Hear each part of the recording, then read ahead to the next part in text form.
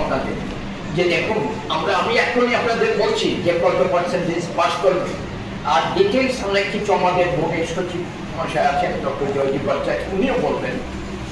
আমি সংক্ষেপে রেজাল্টটা জানিয়ে দেবো। একটা কথা বলছি, দেখুন আমরা বোর্ডে প্রথম 10 জন কারা হয়, 10টা পজিশন কে পেয়েছে এই নামটা প্রকাশ করতে পারছি না। এর কারণ 10টা পজিশন কে পেয়েছে নামটা যদি এখনই প্রকাশ করি, প্রায় অনেকগুলো টেকনিক্যাল কলেজ আছে, আইআইটি, মেডিকেল কলেজ, যারা বোর্ডে স্ট্যান্ড করে ওদের জয়েন্ট এন্ট্রান্সের রেজাল্ট দেখে না, বোর্ডে স্ট্যান্ড করেছে এই ভিত্তিতে ওদের অ্যাডমিশন দিয়ে দেওয়া হয়। পরবর্তী সময়ে আমাদের কিন্তু ইভ্যালুয়েশন প্রসেসটা এখনো শেষ হয়নি, খাতা রিভিউ আছে, সেলফ ইন্সপেকশন আছে, অনেকগুলো কাজ থাকে। পরবর্তী সময়ে বা বছর বাঁচাও আছে। এই পরীক্ষাগুলো হওয়ার পর দেখা গেল এক্ষুনি যারা 10 জন স্ট্যান্ড করেছেন এদের মধ্যে অনেকে 10 জনের মধ্যে নেই, আবার অনেকে 10 জনের মধ্যে এক্ষুনি নেই, পরবর্তী সময় ওরা 10 জনের মধ্যে চলে এসছে। পুরো ইভ্যালুয়েশন প্রসেসটা হবার পর কাজে এক্ষুনি যদি আমি রেজাল্টটা আউট করি, হবে কি আমাদের কাছ থেকে ওরা সার্টিফিকেট চাইবে যে আমরা স্ট্যান্ড করেছি, সার্টিফিকেট দিই।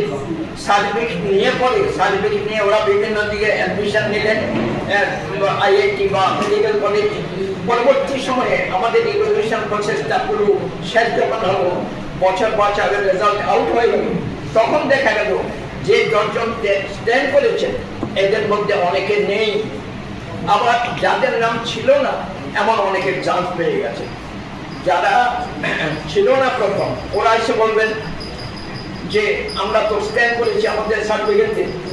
পরবর্তী সময় দেখে যারা 10 জনের মধ্যে নেই ওরা অ্যাডমিশন নিয়ে নিয়েছেন অলরেডি, সেটা বোর্ডের ভুল সিদ্ধান্ত হবে।